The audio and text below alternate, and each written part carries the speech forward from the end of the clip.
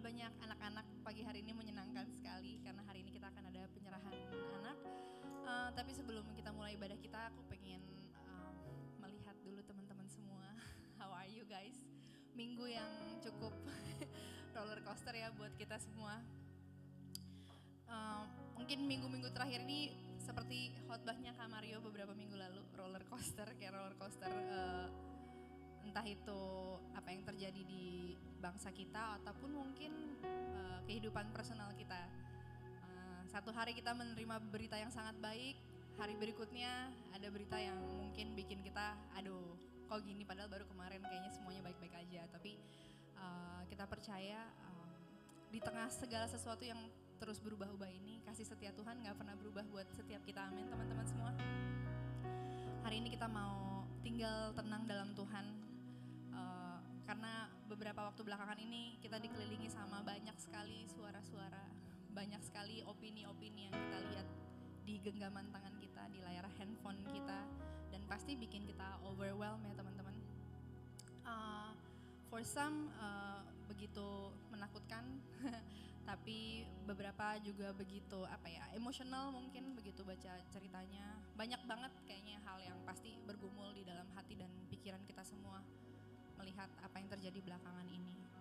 Tapi dan salah satu yang cukup kita aware juga dan disayangkan, akhirnya opini-opini dan suara-suara tersebut malah mudah banget bikin orang-orang tuh menyerang satu sama lain gitu. Just through social media, just through online comments gitu teman-teman. Gitu. Semua yang emosional itu akhirnya bikin malah teman yang sebelahan jadi berantem apa segala macam. Tapi kita mau ingat kembali apa yang Pastor Clint sampaikan minggu lalu. To be the salt and the light. Dan Tuhan Yesus sendiri bilang, jangan lupa gitu firman Tuhan, the absolute truth itu firman Tuhan yang kita pegang ya teman-teman. Opini boleh banyak tapi absolute truth itu hanya ada di dalam Yesus Kristus dan firman yang hidup, amin. Aku mau remind teman-teman semua dalam Yohanes 16 ayat 33. Dalam dunia kamu menderita penganiayaan, tetapi kuatkanlah hatimu, aku telah mengalahkan dunia. Jangan lupa teman-teman, Tuhan Yesus sudah kasih semuanya di atas kayu salib buat kita semua. Pengharapan itu ada di dalam setiap kita teman-teman. Kemenangan itu sudah ada di tangan kita. Kita hidup sebagai orang-orang yang menang, sebagai orang-orang yang ditebus, sebagai orang-orang yang kenal Yesus Kristus, amin.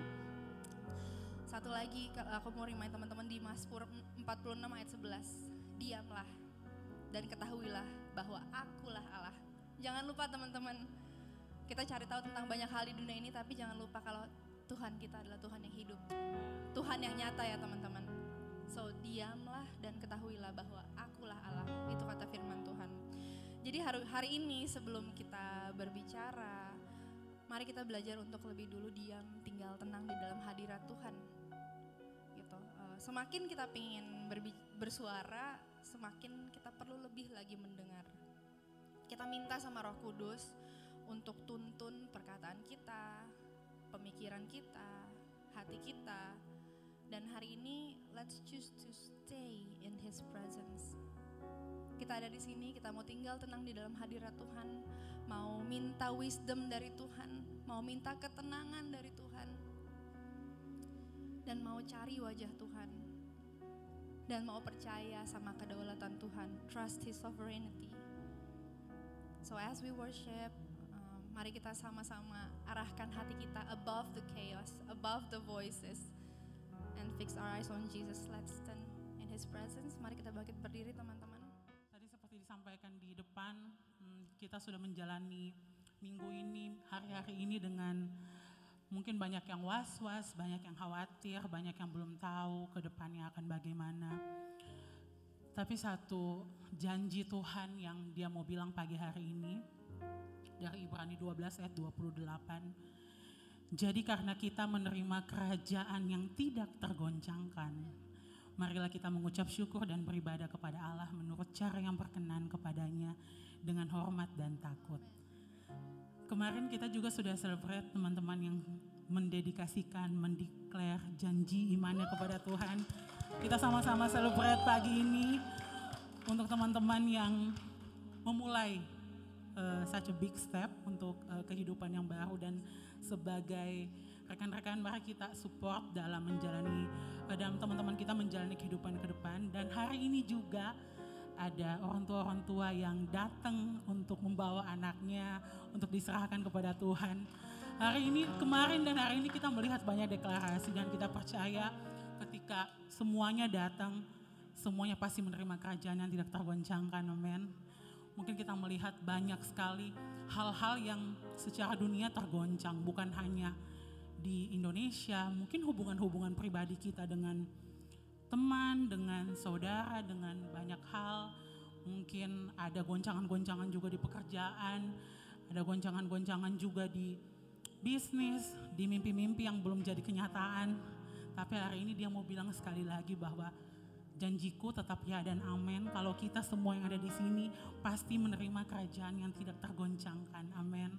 Dan aku berdoa ini boleh menjadi kekuatan kita menjalani hari-hari ke depan, walaupun saat ini belum kelihatan seperti apa, walaupun kelihatannya masih goncang banget ini, masih tergoncangkan banget, masih kiri kanan masih kayak belum ada tanda-tanda akan kembali, reruntuhannya akan kembali terbangun. Tapi hold on teman-teman, kita akan menuju ke sana. Kita akan berjalan bersama-sama menuju kerajaan yang tidak tergoncangkan, amin. Mari kita bawa hati percaya kita, hari ini sama-sama kita mau deklarasikan untuk Allah yang janjinya tetap terus bisa kita percayai. Thank you Lord.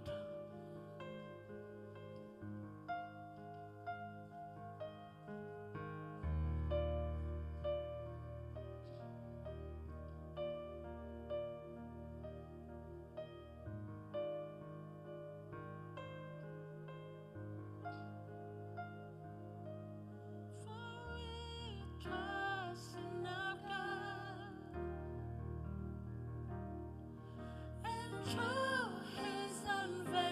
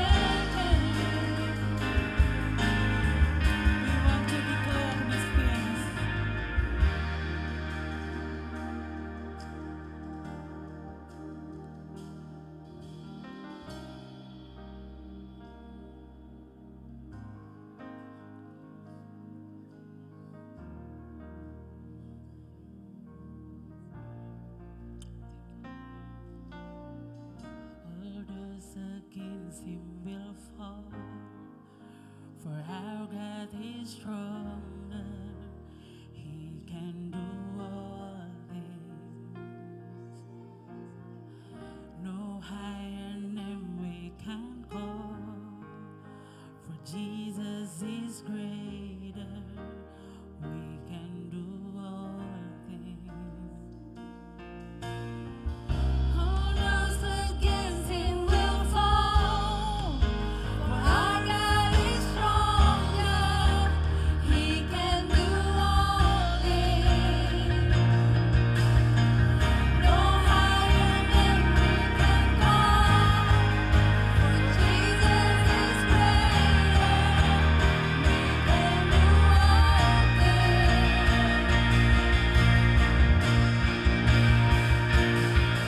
For we trust in our God,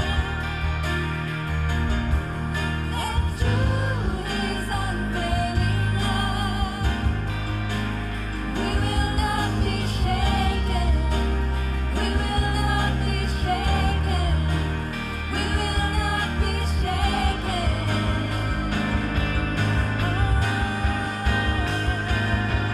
For we trust in our God, and through his unfailing love, we will not be shaken. We will not be shaken. We will not be shaken. For we trust in our God, and through his unfailing love, we will not be shaken. We will not be shaken. We will not be shaken.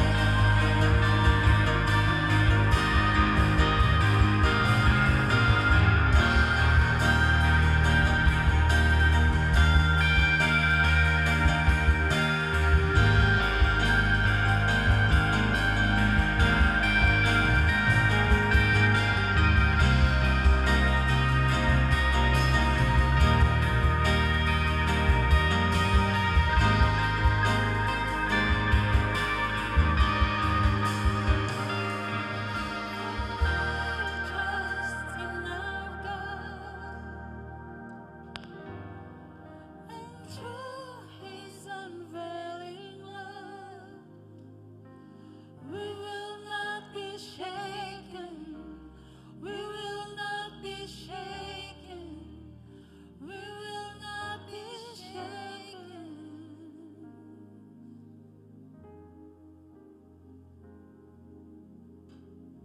Bapa, siang hari ini kami mendeklarasikan Tuhan, bahwa segenap kehidupan kami tidak akan bergoyang.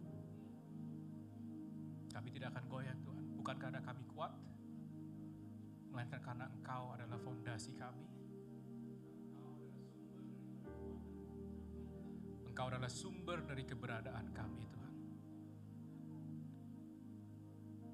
Engkau menaungi kehidupan kami. You uphold us in your hands. Terima kasih Bapa. Biarkan kata-kata ini, lagu ini kami nyanyikan lebih daripada cuma sekedar sebuah nyanyian Tuhan, tapi di sebuah bukti pengagungan, pengangkatan namamu yang begitu besar, yang begitu mulia. Terima kasih Bapa untuk momen yang indah ini, kalau kami dapat bersama-sama bersekutu, memuji, menyembah-Mu, meninggikan nama Engkau Tuhan. Kau bertahta dalam kehidupan kami. Kau adalah Tuhan atas hidup kami. Bapak, hamba-Mu berdoa kalau sebentar kami akan melakukan prosesi penyerahan anak. Ini adalah langkah iman daripada para orang tua atas iman dasar kepercayaan mereka akan Yesus sebagai juru selamat, sebagai Tuhan dalam hidup mereka. Mereka ambil sebuah langkah besar hari ini untuk menyerahkan anak mereka, anak-Mu Tuhan yang dipercayakan kepada mereka, dalam tangan-Mu saja. Setelah itu kami akan mendengarkan firman-Mu. Biarkan Roh Kudus Kau bekerja penuh dalam setiap anak-anak-Mu di tempat ini maupun yang secara online. Berkata-kata kepada kami semua. Berikan kami sebuah pengertian, pemahaman yang baru atas apa yang Kau ingin sampaikan kepada kami. Satu persatu. Kami tahu Engkau adalah Allah yang begitu besar, yang begitu unik. Engkau adalah Allah yang bekerja dalam kehidupan kami yang sedemikian personal. Speak to us, speak through us, so that we may become your extended hand in this world. Terima kasih Bapa, dalam nama Tuhan Yesus kami berdoa. Amin. Thank you. Silakan duduk.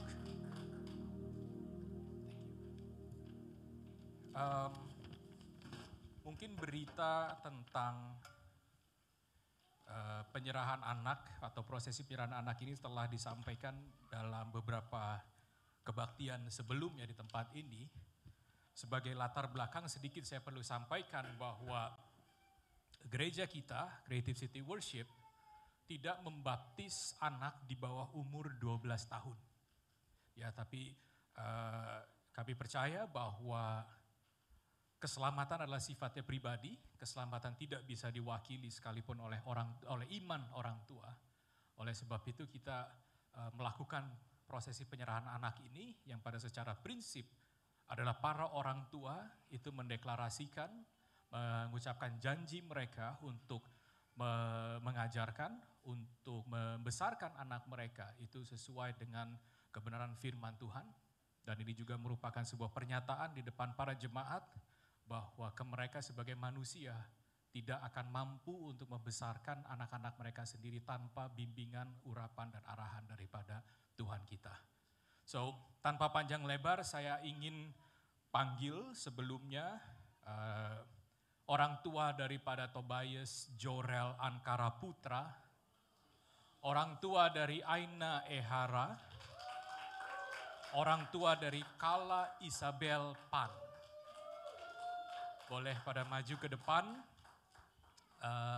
Luke juga boleh maju. You may pray together with your parents for your sister. Please. Tobi, biasa ngadepnya kepada halayak. Hey bro. Wow. Sebuah momen yang indah, yang baik. Yang saya rasa nggak cuman untuk kalian sebagai orang tua, tetapi yes, you agree.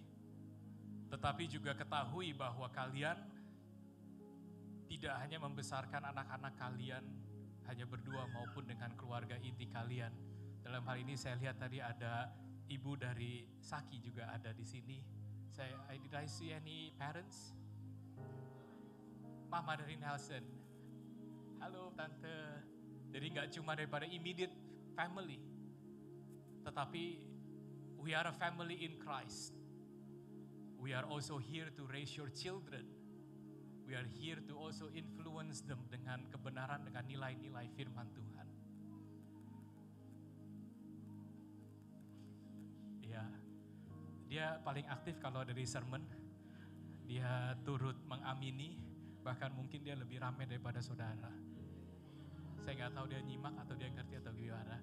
But ya, tanpa panjang lebar, proses ini akan kita mulai dengan para orang tua untuk mendoakan anak-anak sendiri.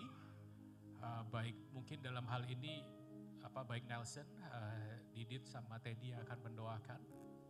Ya setelah itu baru akan saya tutup dan saya minta nanti ketika kita doa bersama, may you please extend your hand towards the parents, towards the children.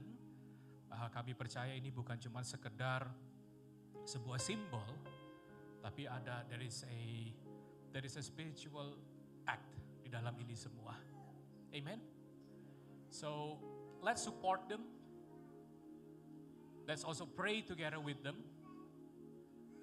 As this is a big moment bagi semua.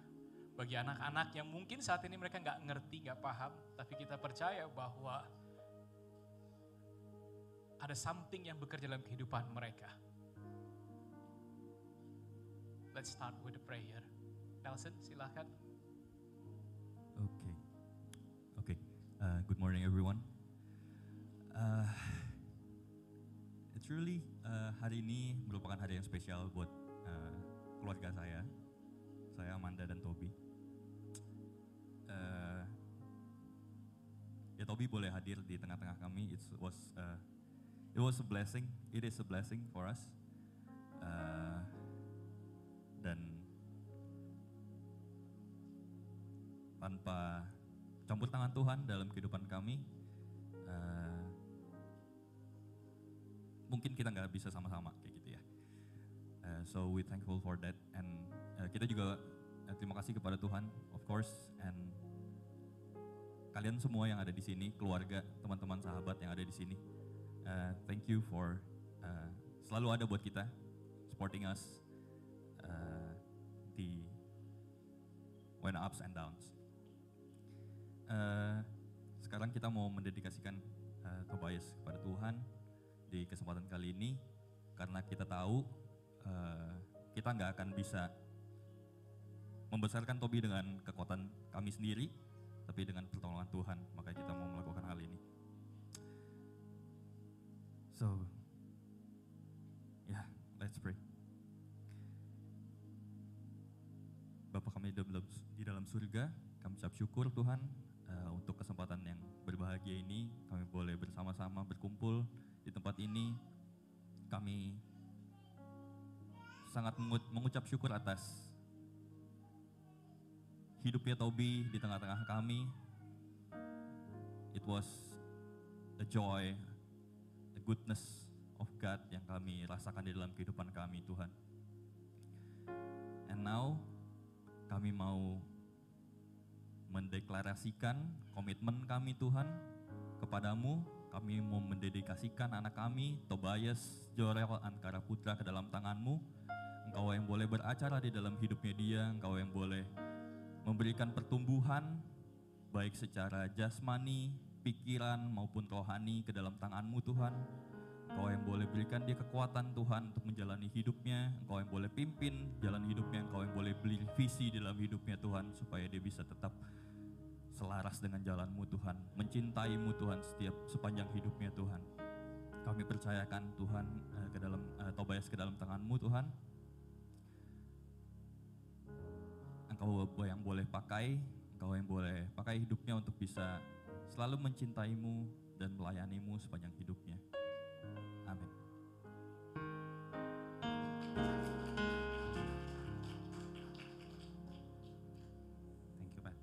Thank you, Pastor. Good morning semua. So glad to be here. It's been a blessing banget buat our family untuk bisa di sini, untuk bisa share this moment. And deja vu, kayaknya 6 years ago, we stood up here for Luke's dedication. Waktu itu sama Ko Iyo juga, sama Pastor Kit kalau nggak salah waktu itu lagi datang ke sini. And hari ini kita mau pray and dedicate our second child, Kala. She's been a blessing. She's been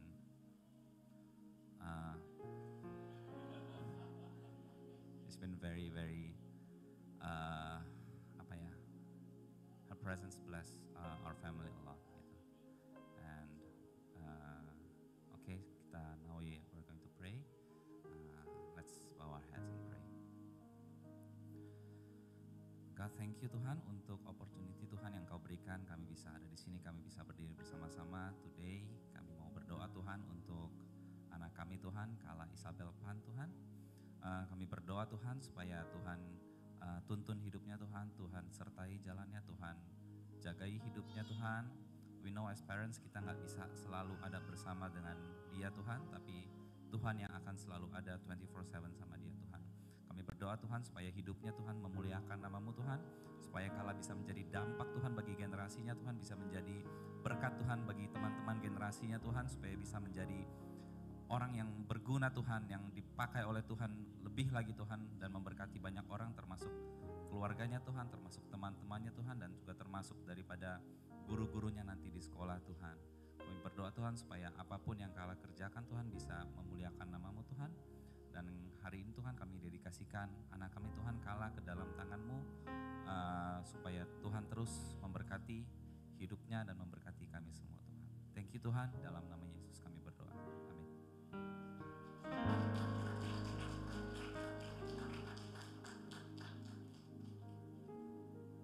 Oke, shalom semuanya. Thank you untuk kesempatannya, dan hari ini kita juga mau serahin anak kita Aina Ehara ke dalam tangan Tuhan. Saudara-saudara, teman-teman, sahabat semua, tolong bantu doanya juga. Ya, kita satu dalam doa ya. Bila minta tolong tangannya ke arah Aina.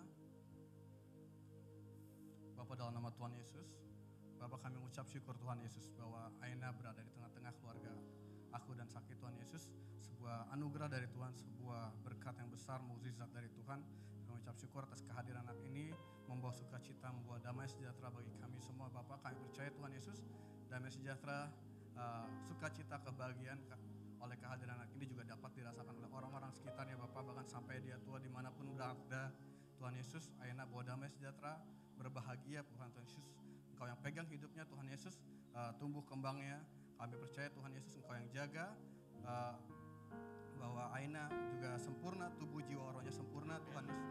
Engkau yang tuntun, penuh dengan Roh Kudus, urapi Tuhan Yesus anak ini Tuhan Yesus. Kami percaya anak ini jadi kesayangannya Tuhan, diberkati Tuhan, bahkan melebihi teman-teman di sekutunya Tuhan Yesus. Terima kasih Bapak, berkati anak ini penuh kuasa, penuh kemuliaan Tuhan, penuh damai sejahtera, sukacita kemanapun langkah berada. Tuhan Yesus punya dampak, Tuhan berkati tangannya apapun yang kerjaan berhasil.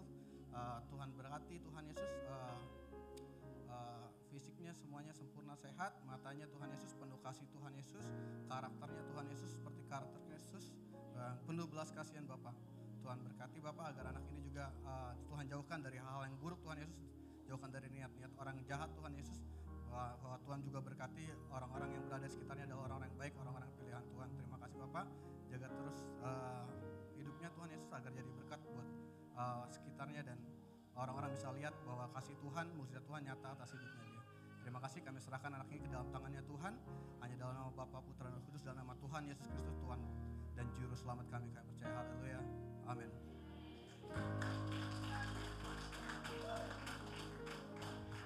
Mari kita bersatu dalam doa, kita tutup bungkus 3 pasang keluarga ini dalam tangan Yesus.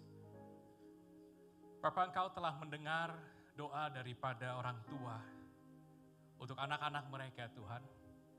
Pada siang hari ini hamba-Mu mendoakan anak Tobias, anak Kala, dan anak Aina. Kami secara gereja Tuhan berdoa untuk berkat urapan-Mu, perlindungan-Mu, penyertaan-Mu, tuntunan-Mu sempurna dalam kehidupan mereka. Hamba-Mu berdoa untuk para orang tua. Kau mampukan mereka Tuhan untuk membesarkan anak-anak yang telah Engkau percayakan kepada mereka. Hamba-Mu berdoa untuk kemampuan agar mereka dapat membantu anak-anak mereka untuk menemukan kapasitas yang Kau telah taruh dalam kehidupan mereka Tuhan. Hamba-Mu berdoa untuk berkat baik spiritual maupun material dalam kehidupan mereka Tuhan. Mampukan mereka, tuntun mereka, urapi mereka Tuhan. Kami tutup bungkus doa-doa mereka dalam hanya nama Putra Yesus Kristus yang hidup. Jadikan mereka jadi Tuhan dalam rumah tangga mereka.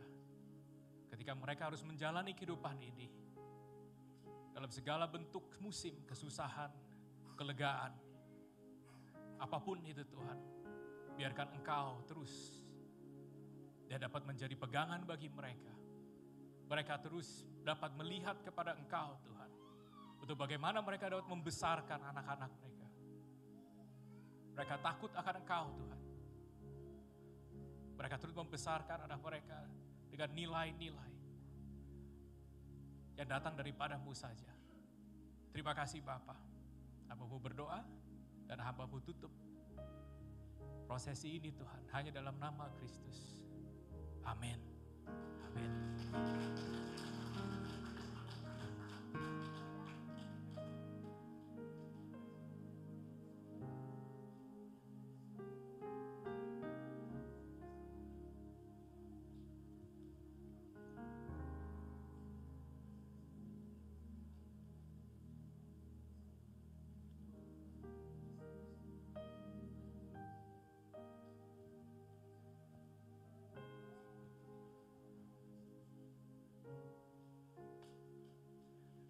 Oke, kami persilahkan.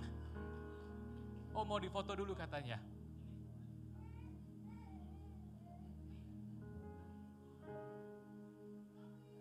Katanya my certificate.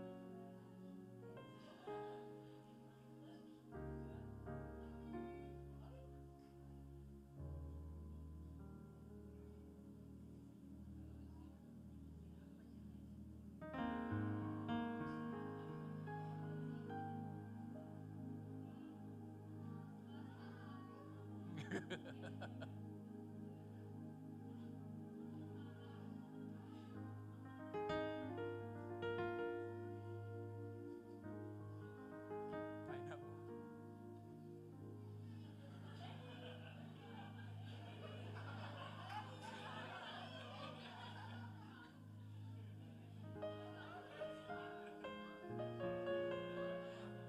Okay, thank you. Thank you, Mas Agung.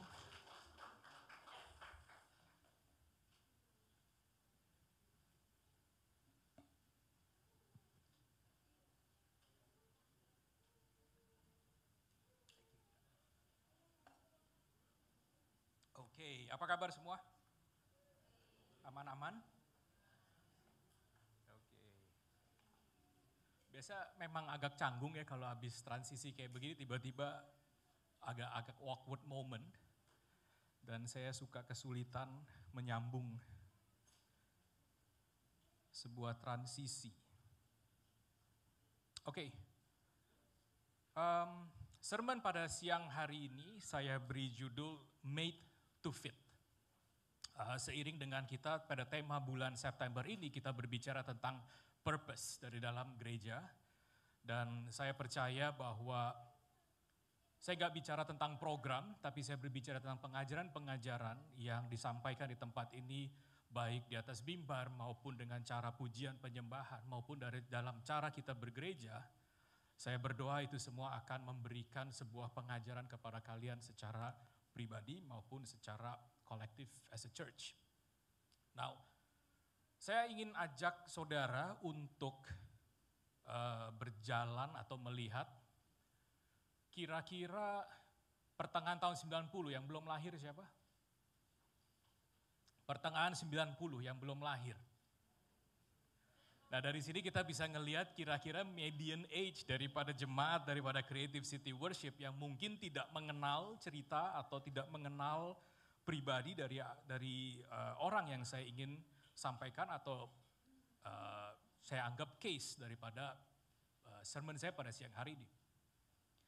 Nah di pertengahan tahun 90-an ada sebuah kasus unfortunately tentang kasus pembunuhan yang menyita banyak perhatian, bukan cuma masyarakat di Amerika, tetapi juga dunia.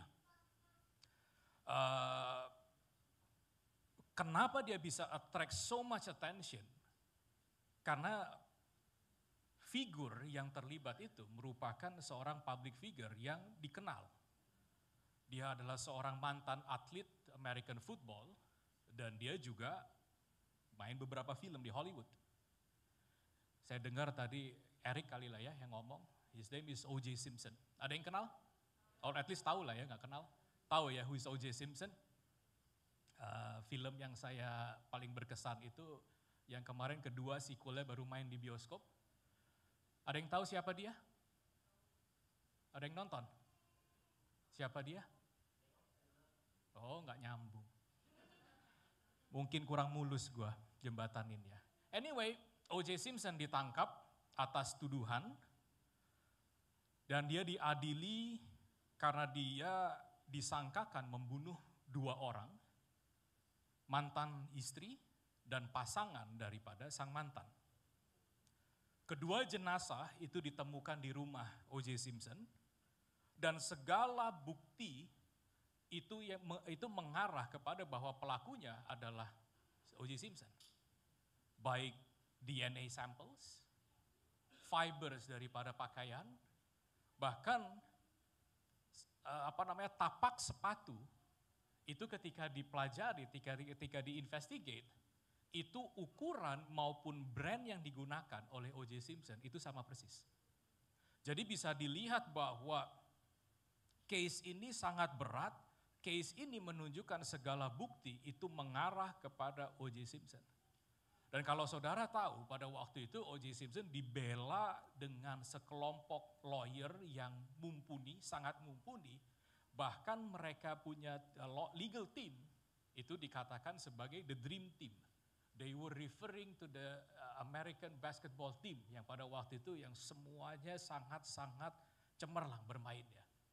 Ada 12 orang, mungkin saudara tahu dia adalah salah satu bapak daripada bukan real, kalau TV, acara TV, reality show yang sangat terkenal. One of them is the lawyer of O.J. Simpson. Now, dengan bukti yang sedemikian kuat, saya nggak tahu kenapa atau apakah proses pengadilan itu jadi lama karena banyak sekali bukti-buktinya. But anyway, proses pengadilan itu berjalan kurang lebih itu 4 bulan.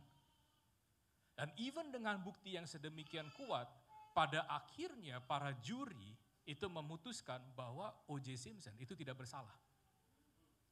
Jadi bayangkan dengan sedemikian bukti yang kuat, juri tidak menemukan bahwa dia bersalah atas pembunuhan tersebut. Atau dia tidak bersalah atas tuduhan yang disangkakan kepada mereka. Nah, salah satu permintaan daripada tim lawyer O.J. Simpson atau tersangka itu adalah dia mengatakan begini. Di dalam penyampaian bukti-bukti itu ada satu bukti yang sangat penting, yang krusial. Yaitu ketika para polisi itu menemukan sebuah sarung tangan yang penuh dengan lumuran darah, akan tetapi tidak sama ukurannya dengan tangan O.J. Simpson. Dikatakan, if the glove does not fit, you must acquit. Itu adalah salah satu permintaan daripada the defense legal team, yang pada akhirnya mematahkan bahwa O.J. Simpson bukanlah pelaku. Hanya karena sarung tangan yang ditemukan itu tidak sesuai ukurannya dengan O.J. Simpson punya tangan. Nah, kenapa saya bicara tentang sarung tangan? Kita buka di Efesus 2 ayat 8 sampai dengan 10.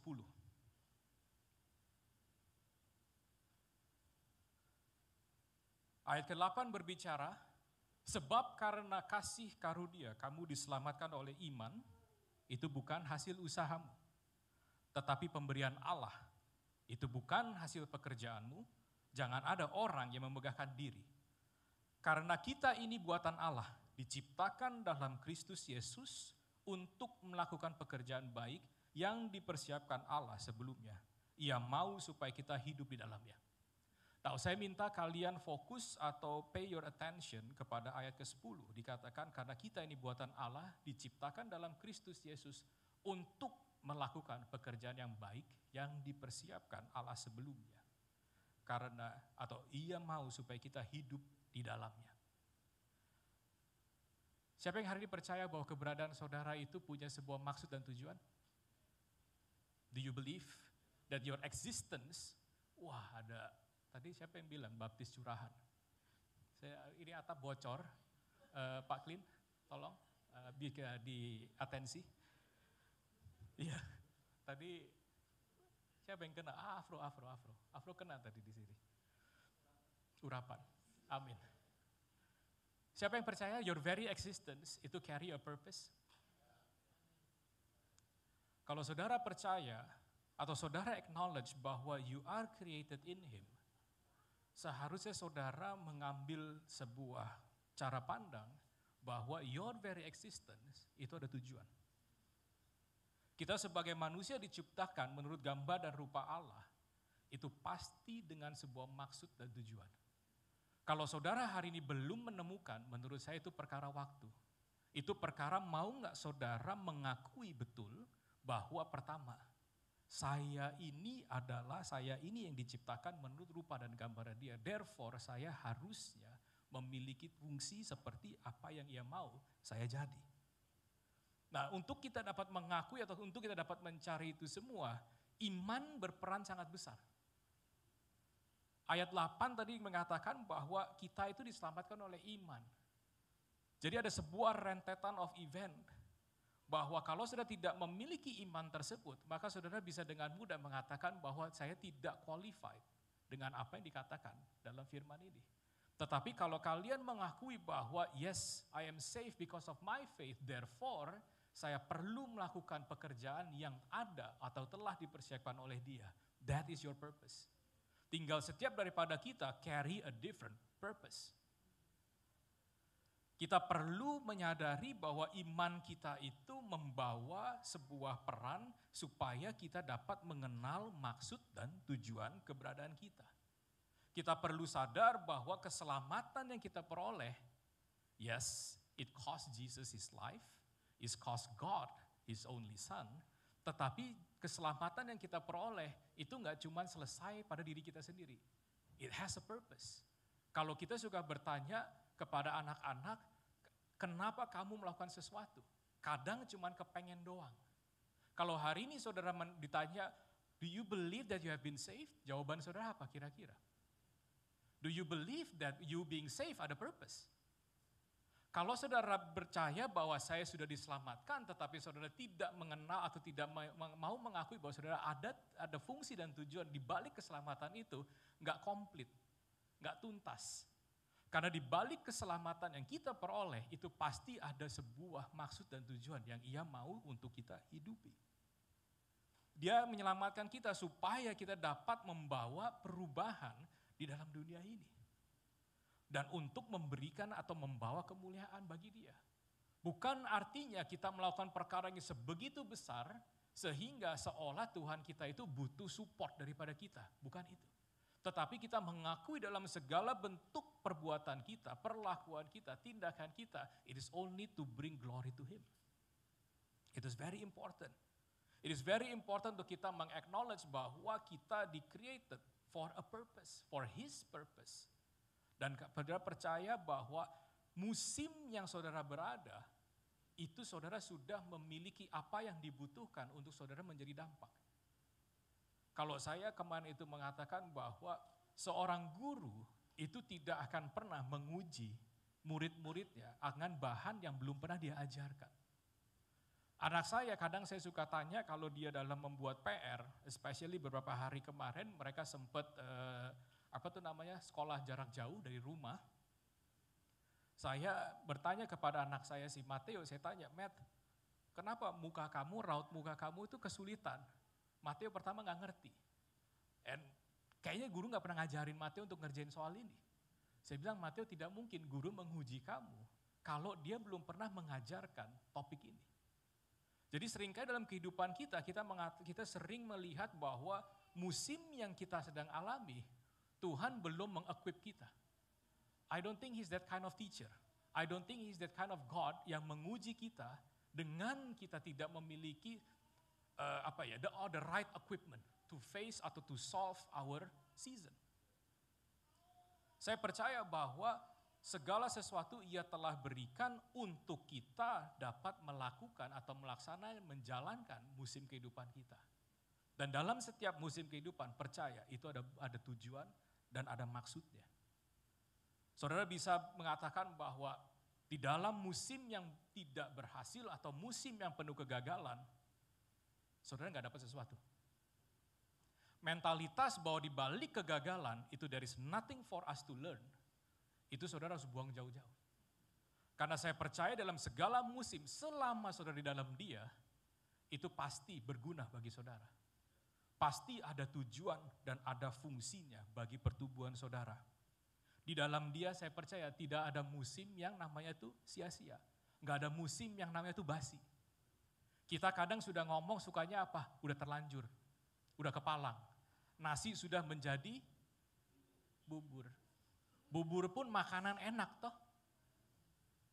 Tim campur, tim aduk, atau tim apa? Tim pisah. Bubur pun dapat menjadi sebuah makanan yang mengenyangkan. Di dalam hal ini menurut saya tidak ada musim yang sia-sia, namun kata kuncinya adalah selama saudara di dalam Dia. In fact, keberhasilan maupun kegagalan itu semua ada sebuah purpose.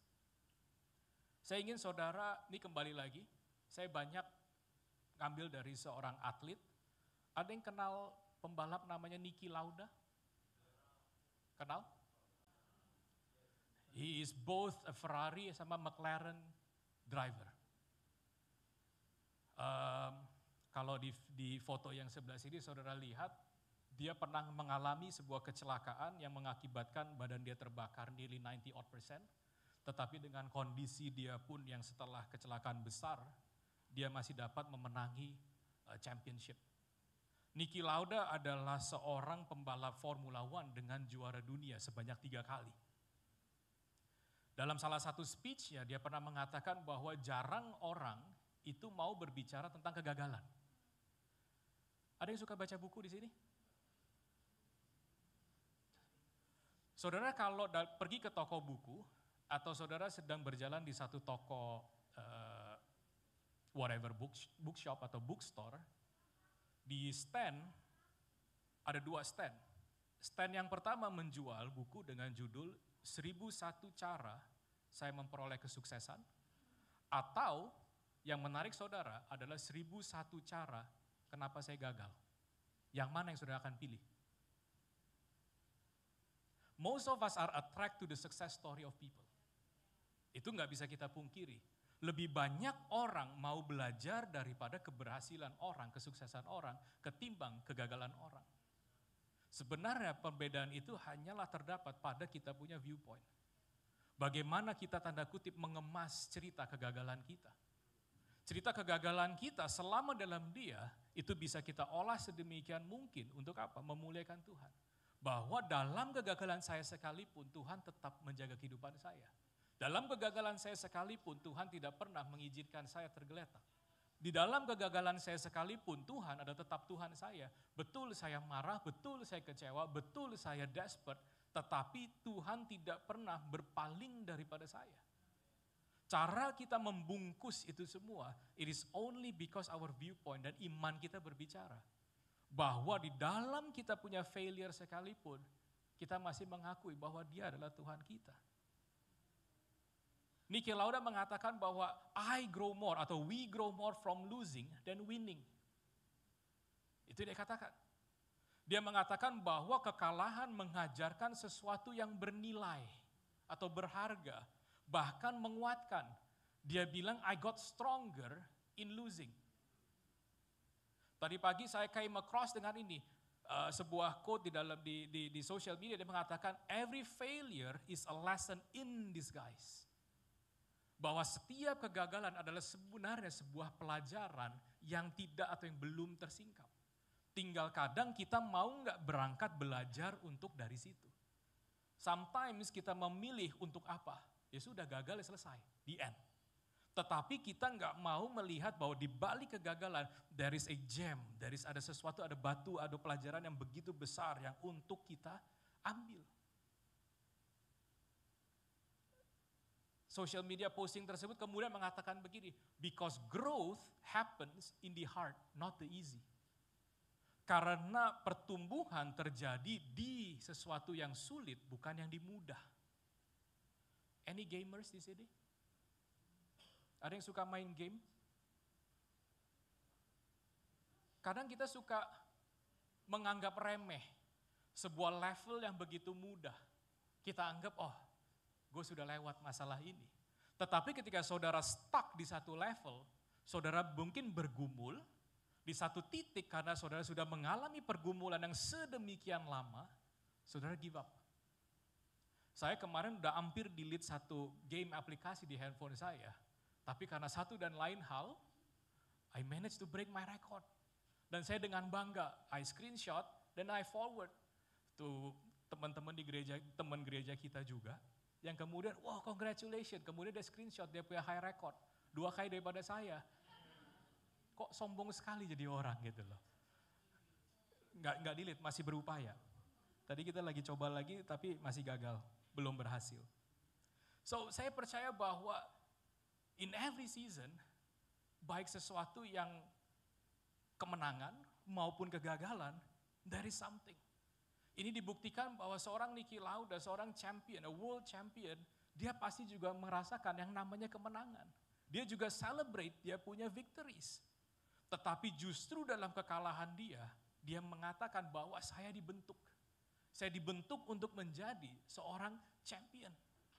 Jadi pada hari ini guys, I don't know what season you're in, but kekalahan bukanlah segalanya.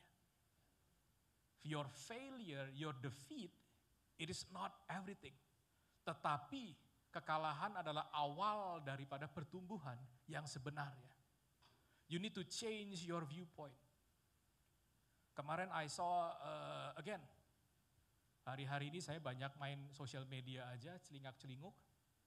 I saw tentang sebuah lensa, I think I saw a repost daripada Pastor Kevin mengenai lensa. Kalau kita menggunakan lensa warna hijau, yang kita lihat segala sesuatu hijau. Kalau kita melihat menggunakan lensa kuning, what we see, everything is yellow. It's a matter of viewpoint. Dikatakan if you focus on the hurt, you'll continue to suffer. Kalau saudara hanya melihat daripada sesuatu angle yang sakit, yang perih, yang nggak baik, yang saudara rasakan adalah saudara akan menderita terus. But if you focus on the lesson, you will continue to grow. Tetapi kalau saudara mengalihkan fokus saudara kepada sebuah proses bahwa ini adalah pengajaran, saudara akan dapat bertumbuh terus. Kita tidak pernah mengatakan bahwa, oh saya sudah pernah melewati ini, therefore saya nggak perlu pelajaran ini lagi. It is not the right mentality. Oleh sebab itu saya percaya bahwa Tuhan mampu dan Tuhan akan menggunakan segala sesuatu dalam kehidupan saudara itu untuk memenuhi visi apa yang ia miliki dalam hidup saudara. Lagu pertama tadi kita nyanyikan apa? Kita bernyanyi bahwa kita minta apa? Kita minta mata di mana kita bisa melihat visinya dia dalam hidup kita itu sama dengan visinya kita. Kita minta sebuah wisdom daripada dia supaya apa? Kita tahu betul bagaimana kita dapat bertindak dan berlaku. Dari situ kita melihat bahwa kalau kita mau menyelaraskan kehidupan kita, therefore our purpose and our tujuan itu pasti akan inline dengan dia. Kita perlu menyadari bahwa Tuhan itu sedemikian besar, sedemikian hebat dalam segala aspek kehidupan kita, sehingga kalau kita mau tunduk dalam dia, it's only a matter of sikap hati kita. Kalau kita mau, kita perlu siap untuk taat, kita perlu siap untuk tunduk dalam dia. When you know who you are di dalam dia, then you know what to do. Kenapa sarung tangan? Saya ingin kita belajar dari sarung tangan itu. Yohanes 3 ayat 30.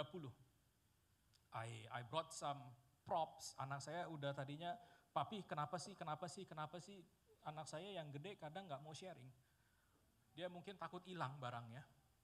So I brought some different gloves. This is his racing gloves. Kemudian ini sarung tangan bola untuk kiper. Dan ini untuk surgery.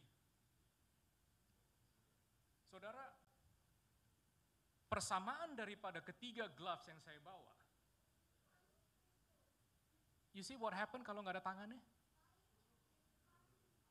You see what happen kalau nggak ada tangan? Yohanes 3 ayat 30, ia harus makin besar tetapi aku harus makin kecil. Ia harus makin besar tetapi aku harus makin kecil. You see, I would like us untuk menggunakan atau mengilustrasikan kita menerima bahwa kita adalah gloves ini. Saudara percaya bahwa kita dalam Tuhan, bukan? What happened ketika kita dalam Tuhan adalah kita seringkali masih menganggap bahwa this is my life. I own this life. I owe my life to my own. Oleh sebab itu, gloves ini akan cuma begini-begini doang. But what happened ketika kita menyerahkan segenap kehidupan kita dan kita mau increase His presence in ourselves, maka kita akan mengizinkan Tuhan untuk bekerja dalam segenap kehidupan kita, and it will fit the purpose yang He has made for us.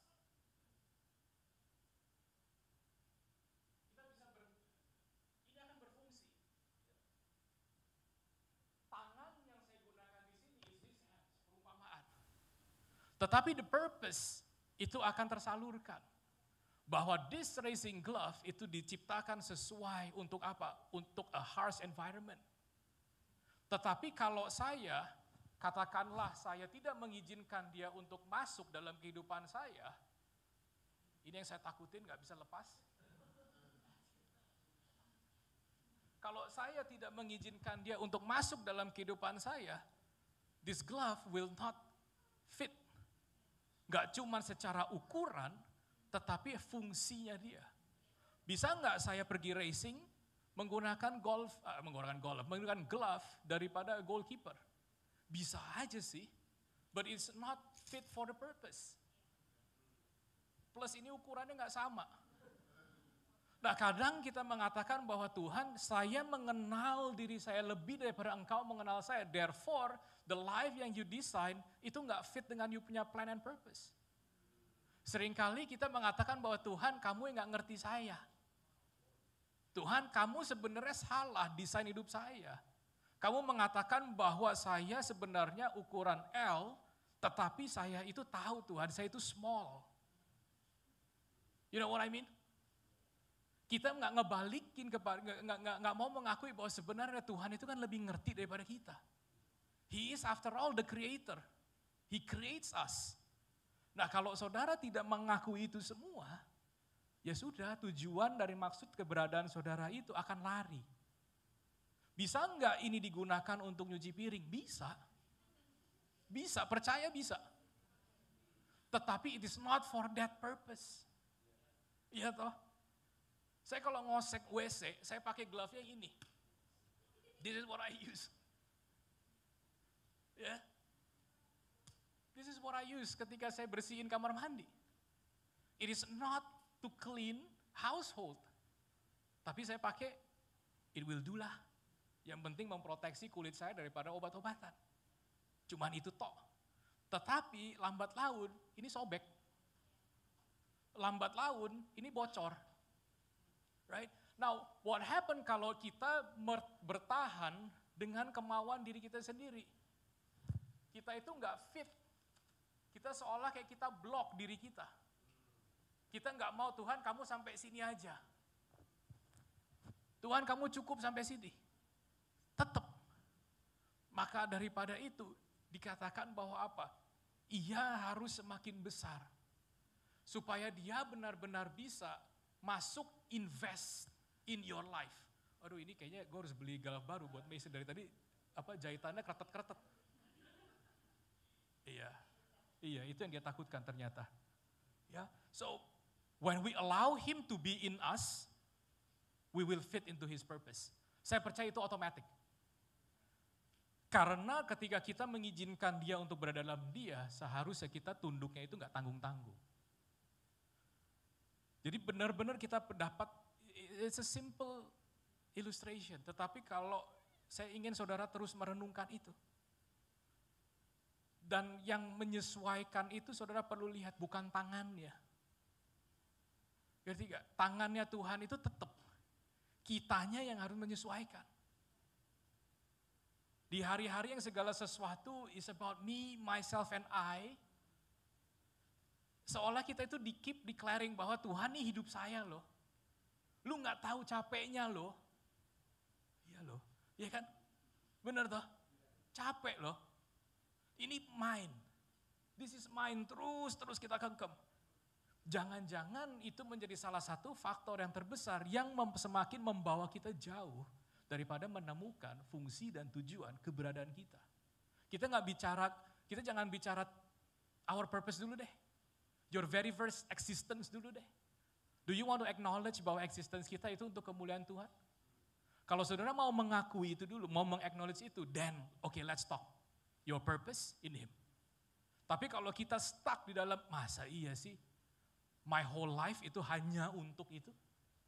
Then we struggle in the first base kasarnya. Kalau kita mau acknowledge itu, let's move on to the second base. So hari ini saya coba capture ini semua, saya minta, saya berdoa supaya apa? Saudara dapat tuntunan daripada Roh Kudus untuk terus mengajarkan kepada saudara on what to do. Hari-hari tentang me, myself, and I itu menjadi kendala yang begitu besar untuk kita tidak dapat menemukan fungsi, tujuan, ataupun keberadaan kita dalam dia. It's because we are too occupied. Dengan kita isi, kita punya hal-hal. Saudara pasti punya mimpi toh. Berapa banyak mimpi saudara, jangankan berbeda sama Tuhan, berbeda sama pasangan aja gak nyampe bos. Saya suka sama Sela bicara itu apa? Sel, kamu doanya apa? Aku doanya ini beb. Ya gak heran, gak nyampe-nyampe, kita doanya beda. Jadi di atas doa suami guys, ada doa istri ternyata katanya. Nah, I'm just joking. Harus ada satu kesatuan, intinya itu. Untuk saudara bisa menemukan fungsi, tujuan, alasan daripada keberadaan saudara, saudara harus selaras dengan dia dulu, dengan Tuhan. Bukan dengan pasangan, dengan Tuhan. Tahu apa yang ia inginkan dalam kehidupan saudara. Efesus 2 tadi mengatakan apa? Yang melakukan pekerjaan baik yang dipersiapkan Allah sebelumnya, artinya udah ada loh. Cuman kita itu mau nyari enggak? Kalau kita udah ketemu, mau enggak kita tunduk? Kemarin apa Nike? Nike slogannya apa? Menurut saya, you do it. Not just do it, kamu aja. Seringkali kita itu. Kita dihadapi dengan, oke, gue udah nemu nih. Tapi apa? Nanti dulu deh, gue belum siap. Atau kamu dulu deh. Instead of just do it. Kita refrain ourselves dengan berbagai macam alasan. Kayaknya Tuhan, saya itu gak pas lah ukurannya. Bukan saya lah. Saya itu sarung goalkeeper. Saya itu bukan sarung racer. Dan kita bergumulan di situ, berkutatnya di situ. Saya bisa pahami, semakin kesini, di dunia yang semakin, ya gak heran ya, korup dengan pemikiran saya, dan saya terus. Why? We like to be in control. We want to be in control. Kita suka, bahkan kita kecanduan mungkin dengan yang namanya itu kontrol. Oleh sebab itu, we like to challenge our God. We like to challenge the idea bahwa Tuhan kamu gak tahu tujuannya saya, kamu gak tahu mimpi saya, kamu gak tahu saya maunya apa, kamu gak tahu timeline saya butuhnya sekarang, bukan kemarin, bukan besok, now. Saya bukan bulan depan, but now. Kita minta, si anaknya datang untuk ngelihat gelasnya diapain. Ya, dia suka begini memang. Oh, dia mau nge-charge handphonenya. Creative kids bro. Udah selesai. Wow, oke. Saya belajar banyak dari The Upside Kingdom yang diajarkan oleh Pastor Clint. Mungkin saya nggak follow semuanya dalam artian I did not pay most attention to it, tapi saya belajar. Salah satu benang merah yang buat saya pribadi, yang saya tarik atau saya simpulkan adalah saya itu yang perlu menyesuaikan dengan caranya dia. Saya itu yang perlu menyesuaikan dengan dianya, bukan dia menyesuaikan dengan saya. Karena saya percaya dibalik pada itu semua adalah dia menciptakan saya itu dengan image gambarannya dia, yang dia tahu nih sebenarnya Mario itu cetakannya itu begini. Mario satu lagi, oh itu Mario. Ternyata kita ada 2 Mario, gue senang banget. Iya, say hi. Sorry, kita memang suka begini. Sampai mana tadi Mar? Saya yang perlu mengikuti pribadi Yesus. Bukan pribadi Yesus itu beradaptasi dengan saya. Tuhan, saya butuh Engkau saat ini sebagai penghibur saya. Tuhan, saya butuh Engkau sebagai penolong saya. Lah kalau peranannya dia mau jadi pengajar pada saat itu, saya paksakan dia untuk saya butuh penghiburan Tuhan. Bukan, dia lagi ngajar saudara. Nah saya paksain dia untuk menggunakan topi sesuai dengan apa yang saya mau dia jadi dalam kehidupan saya. Dari situ saya belajar bahwa satu garis benang merah buat saya adalah saya yang perlu tunduk dengan dia. Saya perlu mengikuti pribadi Yesus. Bagaimana ia telah memberikan dan menjadi contoh akan ketaatan. Bukan saya yang kemudian mengatakan, Tuhan saya capek izin, saya udah taat, saya udah nyerah, bukan nyerah, saya udah sering kali ngalah terus. Kali ini dong, buat dia yang ngalah, buat dia yang taat aja. You do it, jangan saya. Kerendah hatian. Tuhan gue udah capek diinjak orang terus, kali ini dong, izinkan saya untuk menunjukkan siapa saya. Seringkali kan kita gitu. Kasih. Tuhan percuma mengasihi dia gak sadar kalau dia dikasihi. Sering kan? Masih banyak hal yang lain. Yang sebenarnya kita yang perlu belajar daripada pribadi Yesus. Yesus ada untuk melayani manusia dan dia buktikan dia mengambil posisi seorang hamba. Bahkan pada waktu itu kita belajar pun dia mengatakan posisi yang sebenarnya dia pegang itu gak layak untuk dia pertahankan. Gak layak dipertahankan untuk apa? Untuk saudara dan saya. Nah seringkali kita menganggap bahwa ini haknya gua. You know salah satu root daripada kesalahan atau kegagalan kita dalam banyak hal is because of the spirit of the entitlement. Kita ngerasa kita entitled. Kita ngerasa kita punya hak atas itu. Oleh sebab itu, it's my rights. I claim it is my rights. And so on and so on. Di sini kita dapat belajar untuk mengambil sebuah prinsip yang sangat mendasar bahwa dari segala sesuatu yang sifatnya me, myself, and I, kalau kita rubah cara pandang kita bisa menjadikan sesuatu itu yang berpusatnya itu kepada Kristus. It's not about me. Karena apa? Tadi dalam Yohanes 3 dikatakan bahwa apa? Ia yang semakin harus besar. Nah kalau sudah dia kita izinkan untuk mengisi segenap kehidupan kita, udah gak ada kita lagi bos. It's him. Kitanya di mana? Kitanya dibawa sama dia.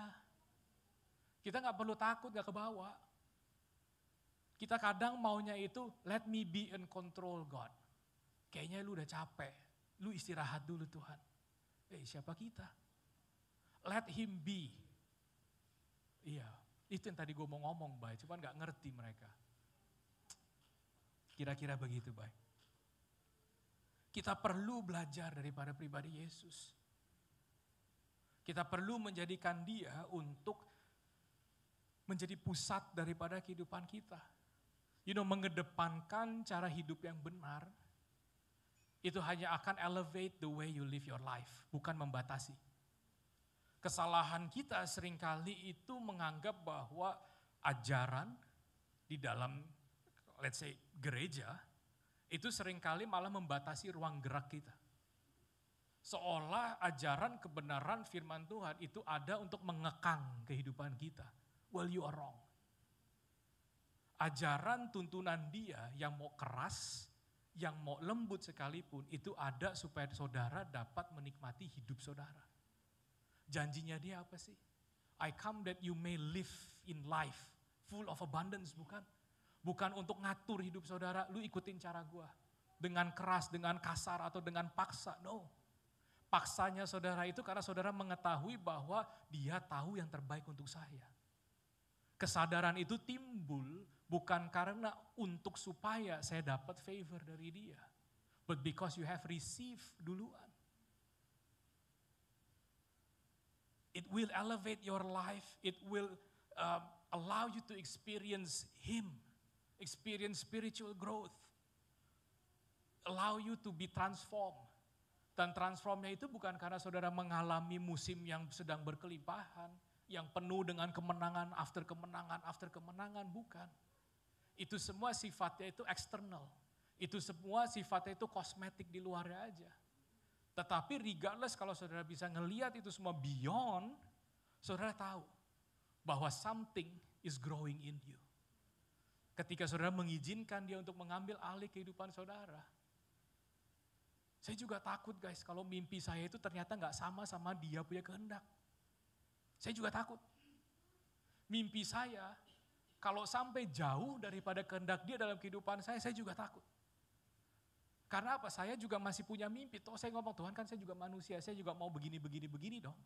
Nah, tapi kalau dia punya rencana jalan untuk saya jauh daripada apa yang saya inginkan, saya perlu siap loh. Now, sometimes we hold dearly to our dreams. We hold dearly to our vision. Padahal visi yang dari dia itu udah pasti yang terbaik bagi kita. Itu sudah yang pasti datang daripada dia. I pray saudara bisa encounter itu semua, saudara dapat mengalami itu semua dan saudara bisa mengerti di balik daripada firman ini mengatakan more of him and less of me. Memang gak mudah, emang susah. Pada akhirnya kita sebagai manusia itu at the end of the day, it's about that space dalam diri kita. Sama layaknya seperti sebuah ruang di dalam sarung tangan ini, yes ada udara tapi kosong.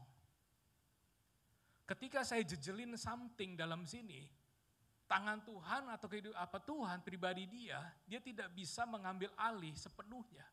Karena masih ada something yang inside of me. Saudara harus kosongin. Mau perlahan, ya silahkan. Gradual. Lambat laun, saudara lepas.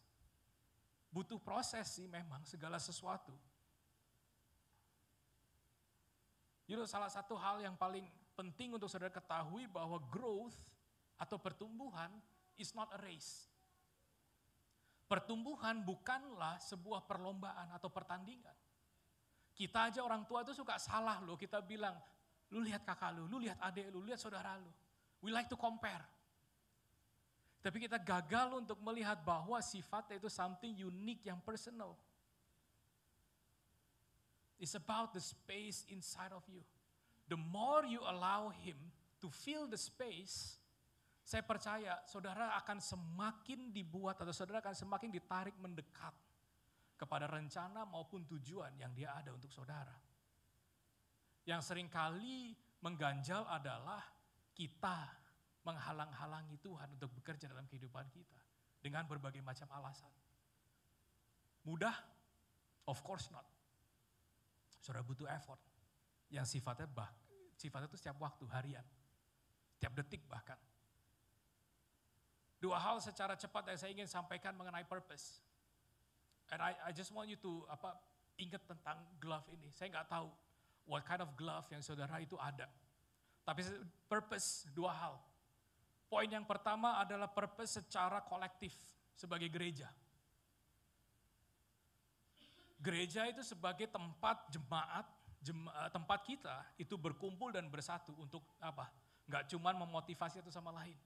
Gak cuma untuk meng-encourage satu sama lain. Gak cuma untuk mendorong satu sama lain. Tetapi untuk mengambil sebuah bagian yang jauh lebih besar daripada diri kita sendiri. Dari se-church. Visi CCW, ada yang ingat?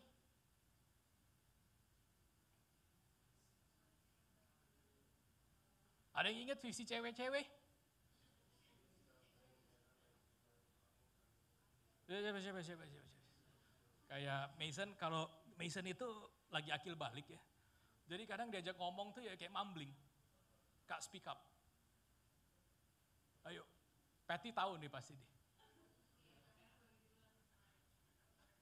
Enggak, dia di depan situ ada jawabannya. Kita baca sama-sama yuk. This is our vision. Discovering and maximizing our God-given talents. To serve the city we are in and to bring people to worship God in spirit and in truth. Saya memperhatikan dan saya sadar beberapa waktu terakhir setiap kali saya berdiri di sini, saya ulang-ulang ini terus. Because this is the vision yang God give for our church. Dan saya percaya itu. Saya percaya bahwa visi ini bukan cuma sekedar keren ya, pakai bahasa Inggris. Keren ya kayaknya, discovering and maximizing, keren ya, kayaknya to serve. Keren ya kalau kita bisa lead people to work, to bring people. Kayaknya, kepala banget kita. It's not. Saya percaya ini lahir daripada sebuah perenungan yang memang Tuhan berikan. This is the very existence atau daripada tujuan daripada kenapa gereja kita itu ada. Apa yang kita lakukan setiap minggu di gereja ini seharusnya hanyalah sebagian kecil. sebagian kecil daripada alasan akan keberadaan gereja. Gereja seharusnya berbicara lebih daripada cuma sekedar sebuah bangunan. Lebih daripada cuma sekedar sebuah aula atau ruangan. Gereja seharusnya berbicara lebih daripada tentang tempat yang kita setiap waktu itu kita kunjungi. Melainkan tempat di mana saudara itu aktif. Secara aktif saudara itu memilih untuk mengambil bagian. Ada 3 peran di sini. I hope and I pray setiap daripada kita itu memiliki kerinduan. Kalau bahasa Pastor Clint itu terusik. Di mana yang saudara terusik? Jangan-jangan di situ saudara harusnya melayani. Saudara ngelihat setiap minggunya kurang makanan, mungkin saudara perlu masak. Nggak usah masak deh ya. Kontribusi gitu misalkan ya. Bantu Linda gitu. Linda itu tiap pagi harus mikirin besok bawa sarapan apa dan yang lain-lain. Karena apa? It is bigger than just you and I. Penting untuk kita sadari itu. Kita secara aktif memilih untuk ngambil bagian dan mengambil sebuah peranan. Ini yang sifatnya pribadi. Why do you choose to be planted in Creative City Worship?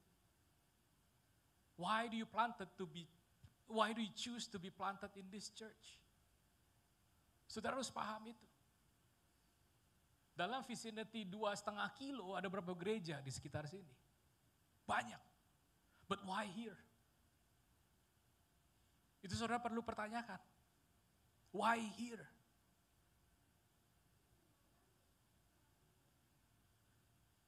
It should be because you believe in this vision. It should be because saudara percaya, saudara bisa mengambil bagian dalam visi ini. Dan di ujung daripada itu semuanya apa? To bring people to worship God. Bukan mengisi bangku-bangku yang kosong. Bukan untuk sekedar kita mengisi pundi-pundi gereja persembahan kita jadi banyak, besar, no. It's for you to introduce God. Introduce Jesus to people. Itu yang sangat-sangat penting untuk kita sadari. Saudara mau, gak cuma saudara percaya, tapi saudara mau mengambil dan menjadi bagian daripada menjalankan visi ini. Untuk kemuliaan Tuhan, memperkenalkan seorang pribadi yaitu Yesus. Menceritakan kabar baik tentang keselamatan yang hanya tersedia melalui Dia. Saudara percaya bahwa every now and then saudara butuh sesama, satu sama lain? Karena di balik pada itu saudara tahu bahwa you are not designed to live your life sendiri. Saudara butuh orang lain. Kita butuh penguatan kadang. Kita butuh semangat dari satu sama lain. Kita perlu belajar dari satu sama lain. Saudara gak akan pernah tahu bahwa ada sesuatu di dalam saudara yang dibutuhkan oleh orang lain. That's why mau keberhasilan maupun kegagalan, dua-duanya Tuhan bisa pakai. Tinggal memang sih, kalau keberhasilan itu saudara itu bisa dengan bangga. Kalau kegagalan, saudara itu pertama pasti akan minder dulu, akan takut. Dalam sesi premarital, waktu itu saya bicara dengan Erik dan Eka. Rick, Kak, kalian yakin mau belajar tentang keuangan dari seorang yang gagal mengelola keuangan? Lu gimana, saya pun minder, saya pun gak percaya diri gitu loh, karena apa, saya gagal. Respon daripada mereka adalah, justru kami ingin belajar daripada kegagalan kamu. Ada humility, it requires dua sisi. Ada kedewasaan, it requires dua sisi. Bukan artinya kalau kita, saya udah share kegagalan saya, kemudian mereka menjadi nggak mungkin gagal, nggak juga. But itu semua akan hanya menunjukkan bahwa we need one another, we need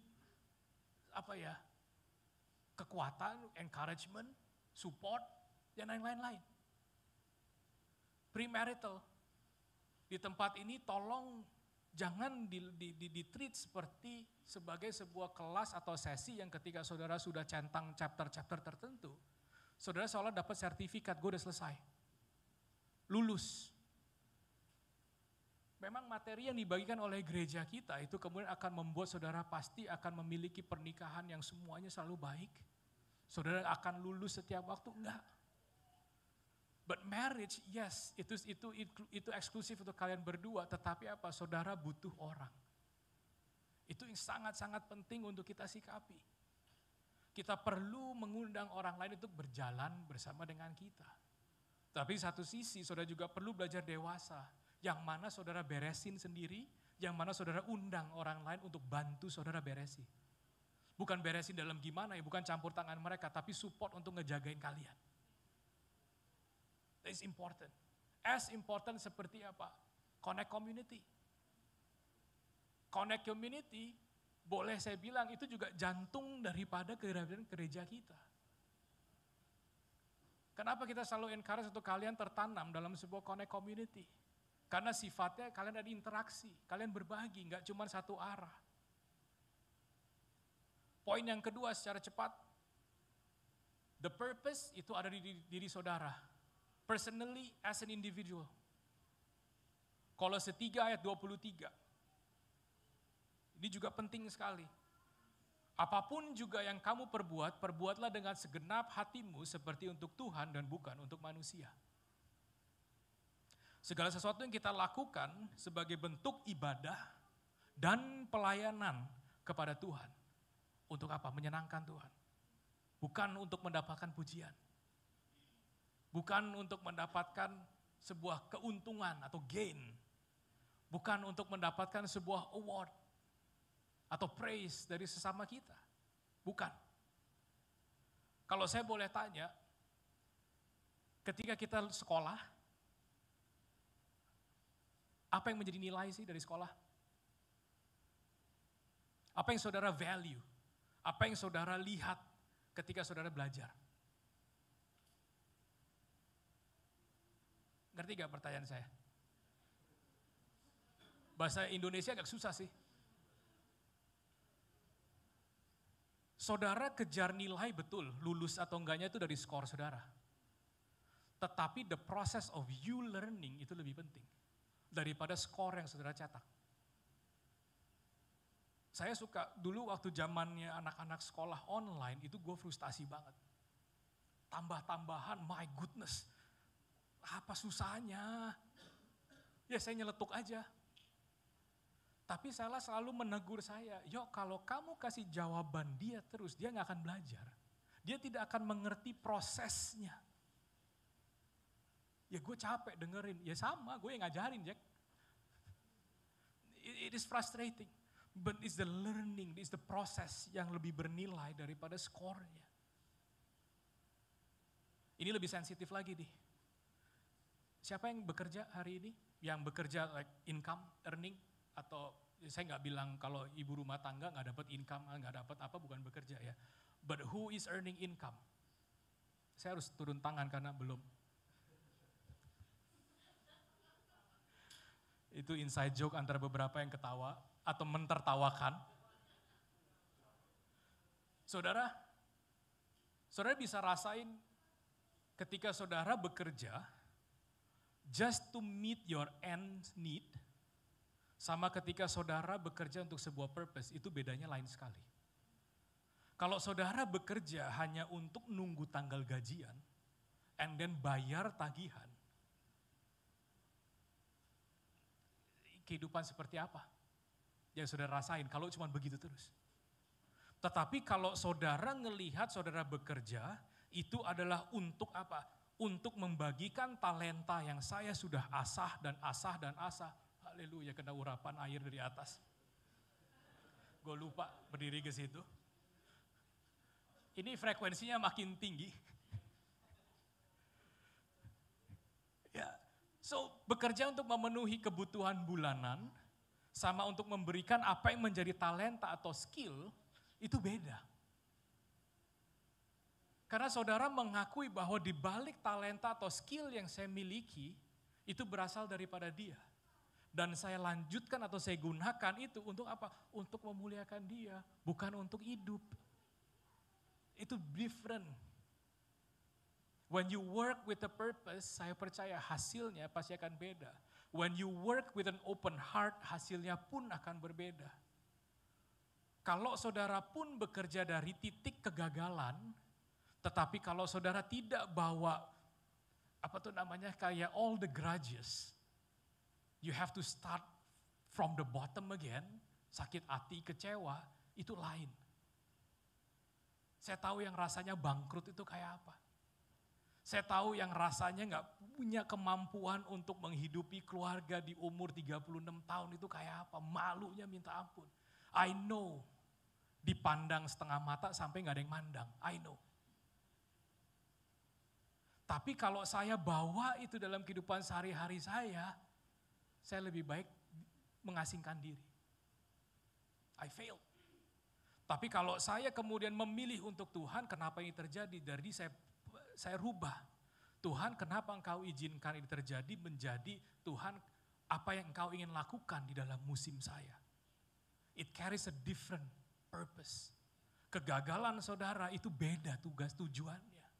Bukan untuk mempermalukan saudara, bukan untuk mengecilkan saudara, tetapi untuk apa? Untuk menyadarkan saudara bahwa fondasi kehidupan yang sedang dibangun itu keliru. Beda-beda tipis kacamatanya kita. Sebagai seorang Kristen, kita itu memiliki keunggulan yang gak semua orang itu punya.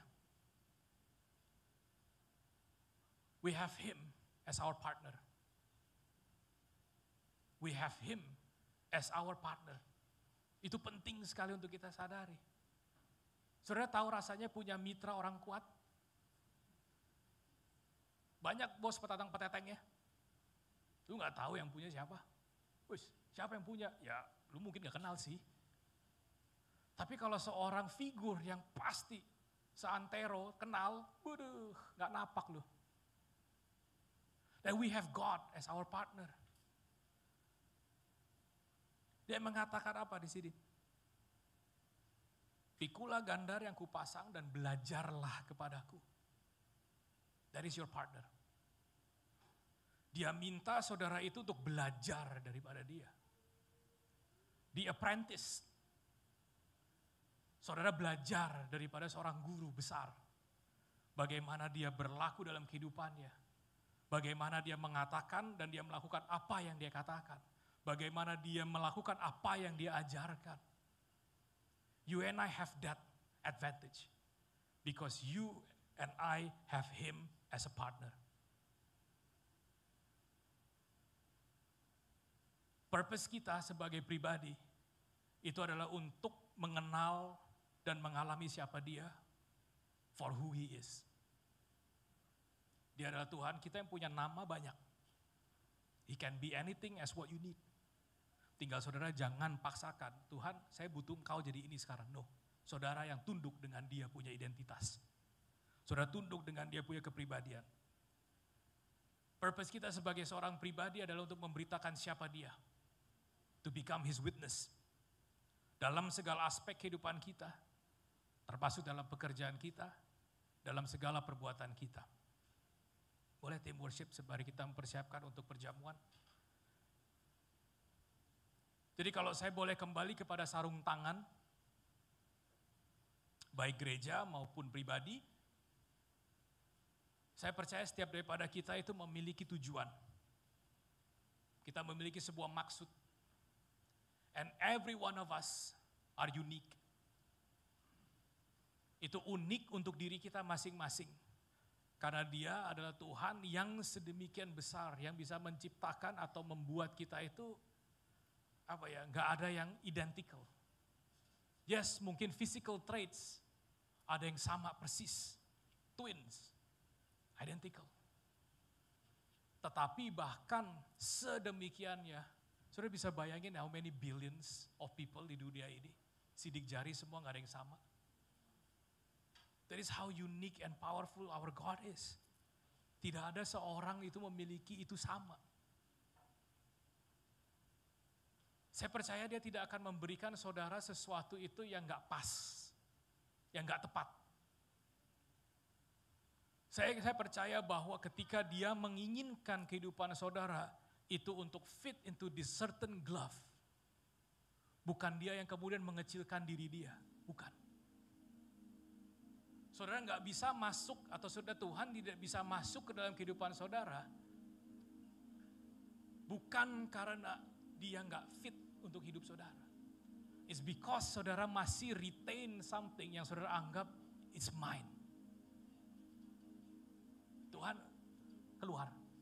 Saya nggak butuh engkau di situ. We need to allow him to take over our lives. Percaya bahwa your life is designed for him to be perfect in your season. Dia bukan Tuhan yang salah loh. Gak bisa salah dia. Dia gak akan salah. Ketika saudara merenungkan apa maksud dan tujuan daripada keberadaan saudara, look no further. Saudara gak perlu lihat jauh-jauh dari bagaimana cara saudara melihat diri saudara sendiri. Look yourself in the mirror. Dalam salah satu musim kehidupan saya yang tergelap, if I may say,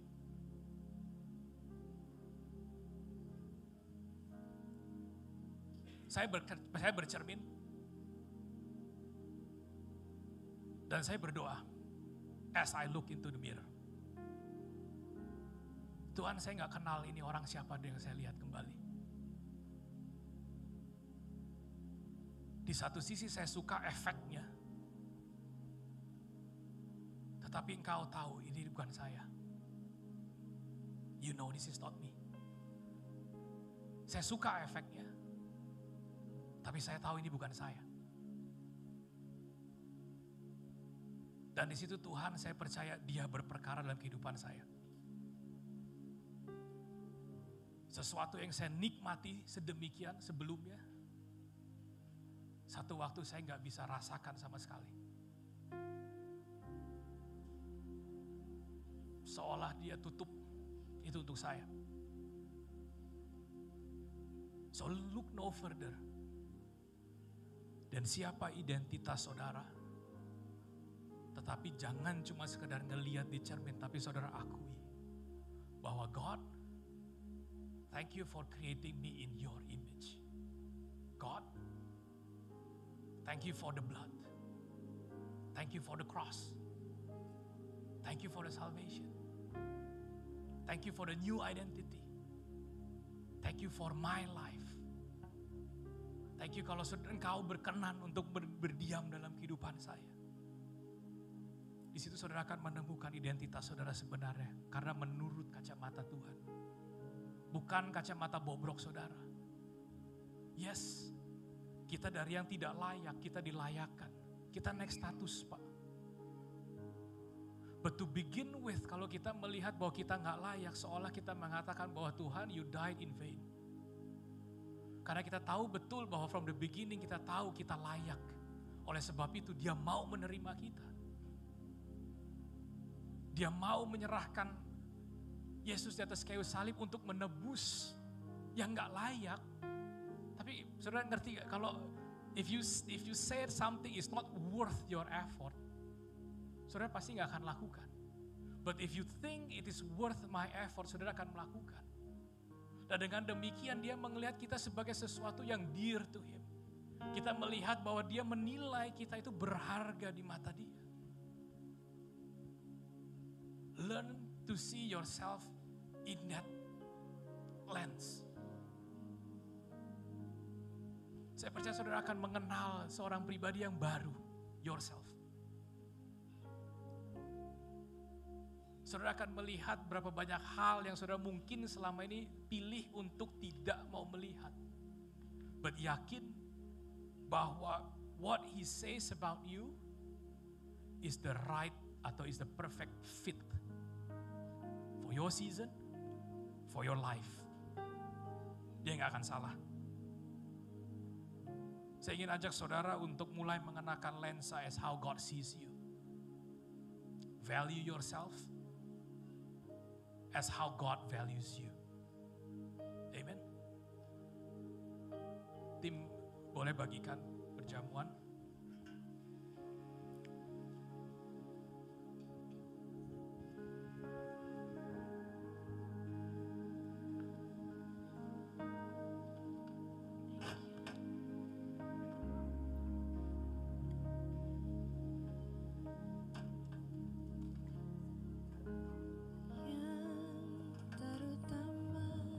Di dalam hidup ini meninggikan nama Yesus, yang terutama di dalam hidup ini memuliakan namanya, yang terutama di dalam hidup ini meninggikan nama Yesus,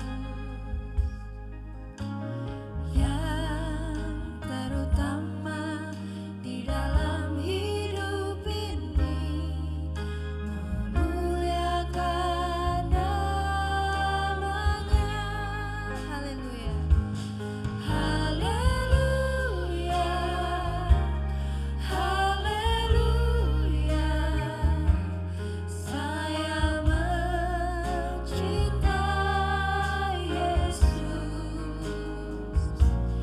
Haleluya, haleluya, saya mencintai Yesus. Haleluya, haleluya, haleluya, saya mencintai Yesus.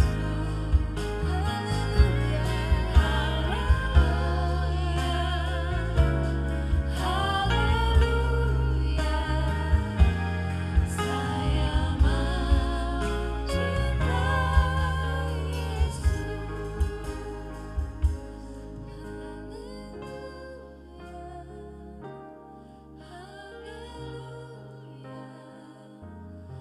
saya mencintai Yesus.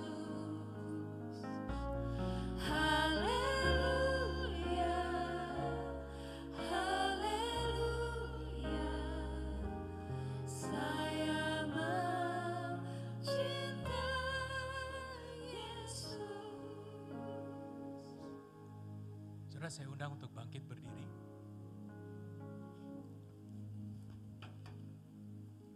Tadi dikatakan bahwa yang terutama, the first and foremost dalam kehidupan kita adalah bahwa we acknowledge Him in our life. Kita mengakui Dia dalam segenap kehidupan kita. Apa yang kita lakukan pada siang hari ini, yes, to some terkesannya rutinitas, tapi saya mau untuk kita melihat bahwa ini jauh daripada cuma sekedar kegiatan yang setiap waktunya kita lakukan. Alkitab mengatakan, perbuatlah setiap kali kamu mengingat akan aku. It carries a certain bobot, weight. Ketika kita melakukan mengambil bagian dalam perjamuan kudus ini, saya tahu ada beberapa teman-teman di sini yang kali pertama you partake in the Holy Communion. Kita acknowledge kematian Kristus, kematian Yesus di atas kayu salib adalah untuk menebus dosa kita, menyelamatkan kehidupan kita. Dosa yang Dia tebus adalah dosa masa lalu saudara, saat ini, maupun masa depan. Dosa yang sudah terbayarkan atau dibayarkan. Ini bukan artinya free pass untuk kita untuk melakukan hidup dalam dosa, bukan. Melainkan ini untuk menyadarkan kita semua bahwa kematiannya begitu mahal di atas kayu salib. penebusan akan kita itu begitu besar. Ketika kita makan dan minum roti dan anggur ini, saya ingin saudara untuk mengambil satu momen, just to give thanks. Saya nggak tahu bagian apa yang dari kehidupan saudara yang mungkin saudara tahan, ya saudara masih coba untuk mengatakan, let me do this God. No. Ketahui bahwa pengorbanannya itu utuh untuk setiap kehidupan saudara, setiap bagian kehidupan. Bukan untuk sebagian-sebagian, for all. Kita mengucapkan terima kasih. Engkau telah mati untuk menebus dosaku. Engkau telah mati untuk kehidupan aku.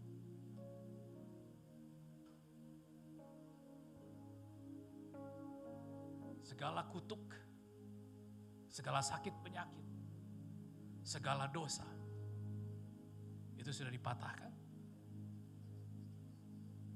Sudah disembuhkan. Mari kita makan dan kita minum di dalam nama Yesus. Dalam nama Tuhan Yesus. Thank you.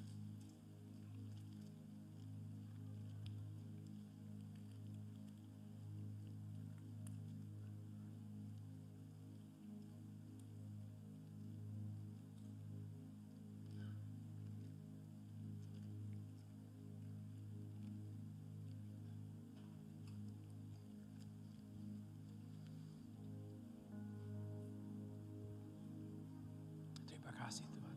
Terima kasih Tuhan. Terima kasih Tuhan. Terima kasih Tuhan.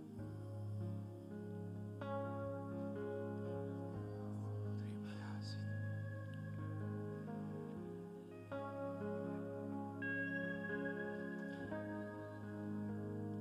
Terima kasih Tuhan untuk momen yang begitu indah ini Tuhan. Ya, kami berkumpul di tempat ini Tuhan, tapi kami tahu mungkin perasaan orang yang berdiri sebelah kami, berdiri di depan kami, di belakang kami Tuhan. Kita nggak tahu perasaan mereka Tuhan, but I just want to take them and bring them into your presence. Terima kasih untuk keberadaan mereka dalam kehidupanku Tuhan. Terima kasih untuk gereja ini. Terima kasih untuk penyertaan-Mu atas gereja ini. Tuntunan-Mu untuk gereja ini.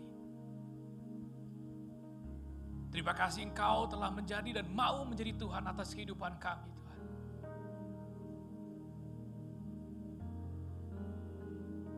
Ya, kami manusia, tapi kami nggak mau memanusiakan daging kami Tuhan. Kami mau Tuhan belajar untuk taat, hidup taat dalam Engkau.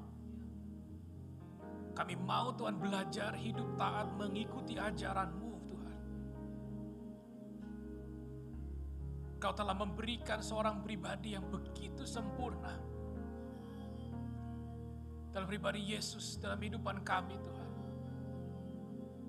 Ya, Kau telah berikan ajaran demi ajaran what you values. Fakta bahwa Engkau begitu mengasihi kami Tuhan. Ajar kami setiap waktu ya Tuhan. To appreciate the days that you walk with us. Terima kasih Tuhan kalau Engkau telah memperbaiki kehidupan kami. Engkau telah menggantikan kehidupan kami. Hamba mau berdoa untuk Engkau terus bekerja dalam kehidupan anak-anak-Mu di tempat ini. Engkau rubah, Engkau hancurkan, Engkau ganti, Engkau berikan yang baru Tuhan. Terima kasih Tuhan. Terima kasih Bapa. Kami mau Tuhan hari ini more of you in life, in me. Kami mau Tuhan untuk bukan surprise lagi Tuhan, tapi kami mau untuk mengosongkan diri kami supaya Engkau benar-benar penuh dalam hidup kami. Terima kasih Bapa. Berperkara, bekerja, bertahta dalam kehidupan kami semua di tempat ini Tuhan. Speak to us, guide us, ketika kami perlu Tuhan. Di mana kami perlu mencari Engkau, berjumpa dengan Engkau. Agar kami Tuhan dapat melakukan pekerjaan yang baik yang telah Engkau persiapkan. Kami bawa dan kami dasarkan doa kami hanya dalam nama Putra-Mu. Dalam nama Tuhan Yesus Kristus. In your name we pray. Amen. Amen. Terima kasih Pastor Mario, jemaat yang dikasih Tuhan. Silakan duduk. Kita akan mendengarkan pengumuman. Untuk teman-teman yang mau melakukan persembahan, teman-teman bisa lihat ada QR di balik bangku. Teman-teman bisa scan di situ. Lalu berikutnya pengumuman kita yang pertama adalah testimony and prayer untuk teman-teman yang mau menyatakan kesaksian teman-teman atau perlu untuk didoakan. Teman-teman bisa menghubungi nomor yang ada di sini, ataupun teman-teman juga bisa share di komsel kalian. Pasti teman-teman di sana akan senantiasa mendoakan kalian dan berjalan juga bersama-sama dengan kalian. Nah, sesi kita ada di mana aja? Itu ada 5. Boleh tolong ditampilkan, Patty? Sesi kita ada di Taman Anggrek, terus ada di Metro, Bintaro, Meruya, dan juga di Tamrin. Teman-teman bisa cek di sini. Di foto juga boleh, takutnya kelupaan. Lalu nanti setelah ibadah kita akan ada Bible Gathering. Bible Gatheringnya dari Ayub yang nanti akan kita pelajari. Nah, kalau yang bulan ini, kalau bulan ini, bacaan bulan ini ada di hari ini kan? Oh, Kings, Raja-Raja. Raja-Raja. Suami saya kemarin. Enggak, salah. Bible reading bulan ini, bulan September ada di Mazmur. Kita mulai sama-sama. Nanti untuk kapan kita bahas Mazmurnya kita akan umumin lagi. Berikutnya, jangan lupa follow sosial media kami. Untuk informasi yang teman-teman mau cari atau temukan bisa di sosial media kami @ccwjakarta ataupun lewat YouTube channel kami Creative City Worship. Pengumumannya itu aja. Oh ya, sebelum kita mengakhiri ibadah kita, aku mau tanya, apakah ada yang baru pertama kali hadir di Creative City Worship? Hai Tante. Halo. Teman-teman di sekitarnya boleh dong disambut teman-teman yang baru pertama kali hadir. Welcome to Creative City Worship. Oke teman-teman, sampai ketemu minggu depan. Have a blessed week ahead. God bless you all and